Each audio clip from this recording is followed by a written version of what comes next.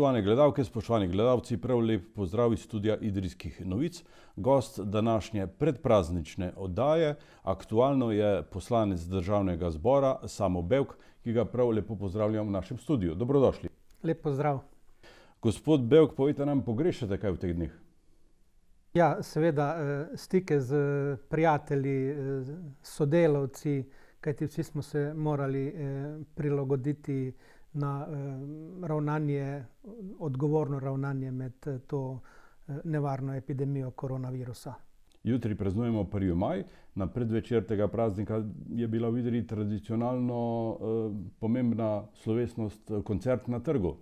Ja, vsi smo nestrpno čakali na koncert na mestnem trgu sredi starega mestnega jedra, kjer je nas razveseljevala idrijska rudarska godba, ki praznuje že več kot 350-letnico svojega delovanja in velja za najstarejšo godbo na svetu. Lepo je, da je ohranjala to tradicijo tudi ne samo koncerta, ampak tudi prvomajske budnice, že vse od leta 1899, ko je tudi takrat godba igrala budnico. Jutri pa bi morali na Hleviše. Tako je. To bi bilo že 29. Tradicionalno prvomajsko srečanje na Hlevišah, ki ga organiziramo Socialni demokrati že vse od leta 1992. Tokrat prvič brez prireditve, kajti združevanje, čeprav na prostem, ni dovoljeno in tudi ni primerno v teh pogojih. Zakaj ste se pred 29 leti Socialni demokrati odločili za organizacijo take javne manifestacije? No, po osamosvojitvi Republike Slovenije, ko je Slovenija postala samostojna in neodvisna država, je nekako zamrlo to sindikalno gibanje, nekje bolj, nekje manj v Idriji izrazito, in ni bilo več prvomajskih praznovanj, zato smo se Socialni demokrati takrat odločili, da bomo organizirali srečanje. To se je zgodilo 1. maja 1992. leta. Takrat je bil predsednik stranke v Idriji Vojko Božič, ki je povabil kot slavnostnega govornika takratnega poslanca Socialnih demokratov Mirana Potarča. V teh skoraj 30 letih se je zvrstilo kar veliko uglednih imen. Se koga posebej spominjate? Ja, seveda najprej Mirana Potarča, ki velja za enega najbolj uglednih in uveljavljenih slovenskih politikov sodobnega časa.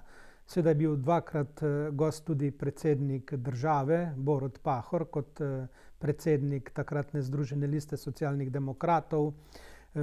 Govornik je bil sedanji predsednik Dejan Židan, evropska poslanka Tanja Fajon, Milan Brglez, mnogi ministri, poslanci, poslanke Socialnih demokratov, tako da ta spisek je zelo dolg. Tudi sam sem nekajkrat spregovoril na Hlevišah. Je pa ena zanimivost, da imamo večino teh dogodkov posnetih na filmskem traku, po zaslugi danes žal že pokojnega idrijskega filmskega kronista Davorina Mraka. Odzivi publike oziroma udeležencev so bili vedno dobri. Ja, zadovoljni.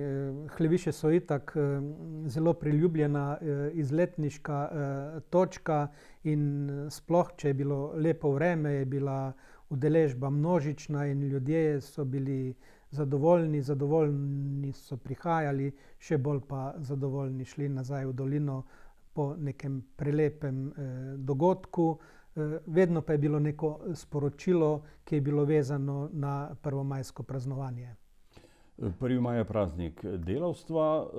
Se vam zdi, da je ob tem prazniku primerno vztrajati s to obliko zborovanj in protestnih shodov, ali bi bilo primerno vključiti tudi druge informacijske kanale? Seveda je potrebno nadaljevati s to tradicijo. Ta praznik se je prvič začel praznovati leta 1889, če se prav spominjam, namreč kot odziv na krvavo zatrtje demonstracij v Chicagu, v Združenih državah Amerike, ko so 1. maja 1886 zahtevali 8-urni delavnik. In v nekaj dneh, ker se te demonstracije niso polegle, jih je policija v krvi zadušila. Bilo je 6 mrtvih protestnikov in druga internacionala pod vodstvom Friedricha Engelsa je potem ta praznik ustanovila in prvič se je praznoval 1. maja 1889. leta. V Sloveniji pa, na Slovenskem, da rečem, pa leto kasneje, tako da letos praznujemo 130-letnico praznovanj 1. maja na Slovenskem. Mislim, da je treba s to tradicijo nadaljevati, danes še posebej, ko bomo išli iz te epidemije, stvari ne bodo enostavne. Obeta se namreč kar zaostrena gospodarska in socialna situacija in tukaj bomo morali biti še toliko bolj previdni, da ne bodo vso težo bremena nosili delavke in delavci, tisti, ki živijo od svojega dela, od svojih rok. To boste zagotovo pazili tudi v parlamentu, kjer sprejemate zakone s tem povezane. Kakšno je vzdušje v parlamentu? Ja, v parlamentu že od razglasitve epidemije dela večina zaposlenih ljudi od doma, tako da fizično je v parlamentu malo zaposlenih.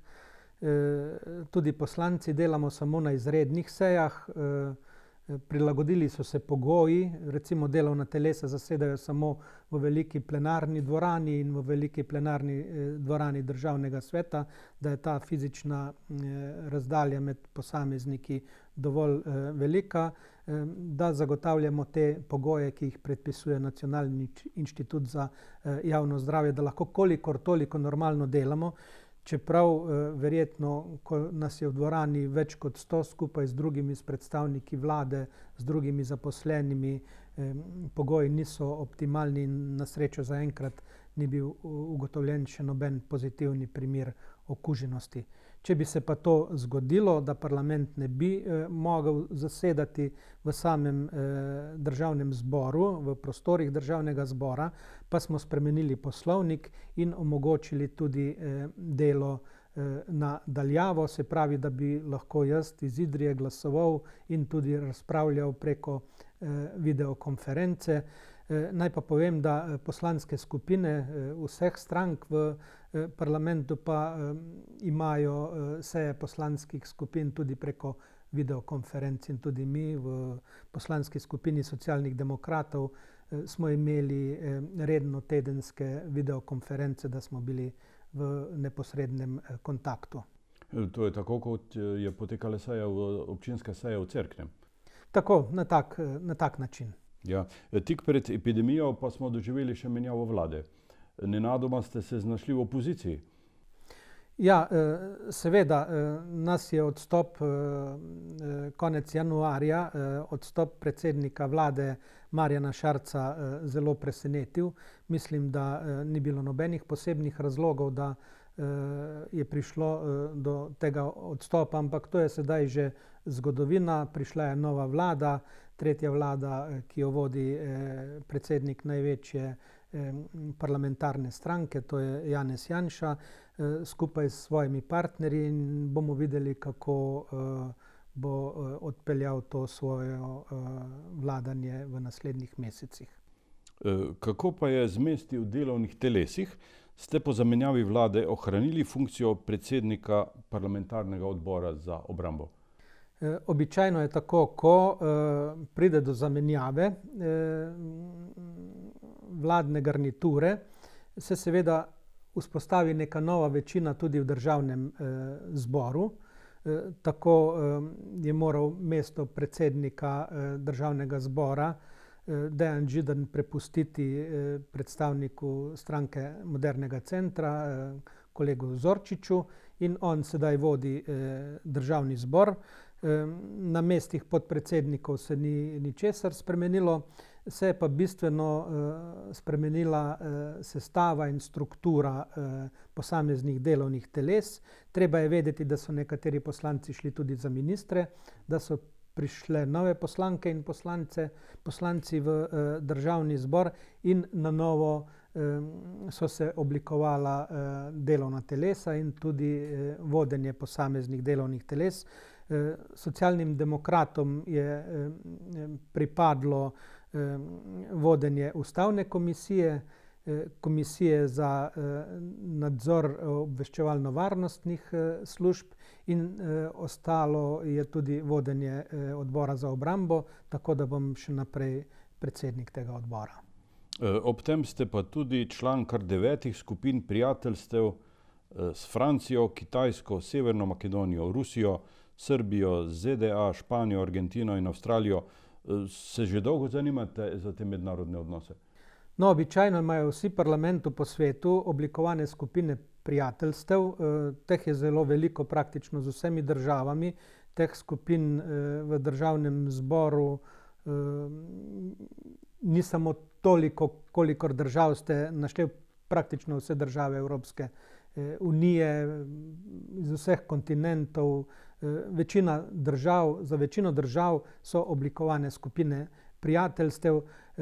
To pa ne pomeni, da so ti stiki zelo intenzivni. Mogoče vem, da je bila delegacija državnega zbora oziroma skupine prijateljstva s Francijo na obisku v Parizu. To delegacijo je vodil moj kolega Matjaž Nemec, ampak teh mednarodnih stikov že prej ni bilo veliko na nivoju skupin prijateljstva, sedaj pa mednarodne dejavnosti tako rekoč ni zaradi pandemije.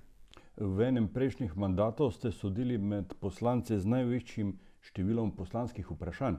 Zdi se, da ste v tem mandatu nekoliko manj oglašate. Niti ne. Jaz sem v tem mandatu postavil nekaj več kot 20 poslanskih vprašanj.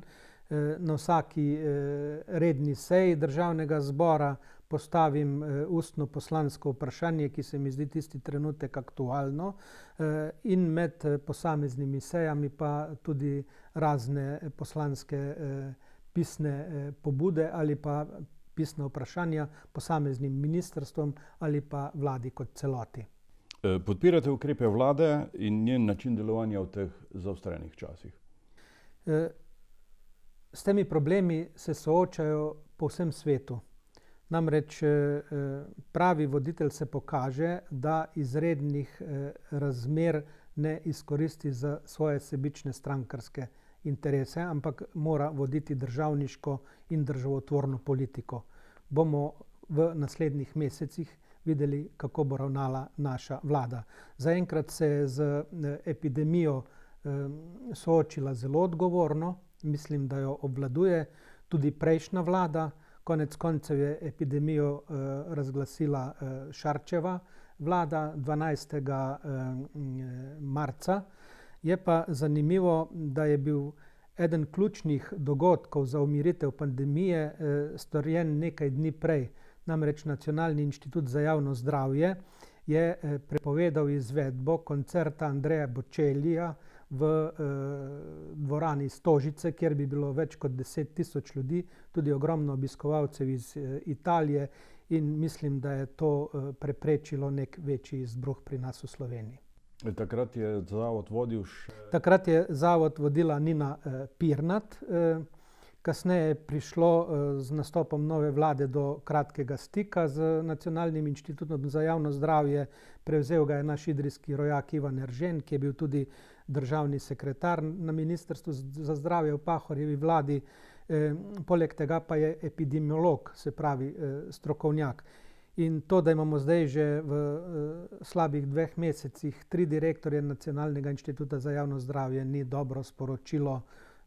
Tako da mislim, in upam, da se bodo stvari sedaj umirile in da bo vlada predvsem poslušala stroko. Ste tudi navdušen ribič, okoljevarstvenik, rad zahajate v naravo. Ste letos že kaj bili na Idrijci? Ja, letos sem bil. dvakrat. V tem mesecu, 1. aprila, se začne ribiška sezona. Žal bo to ena najslabših ribiških ribolovnih sezon v zgodovini ribiške družine Idrije, pa tudi sicer na Slovenskem. Naši večinski gosti so bili Italijani, Francozi iz številnih drugih evropskih držav.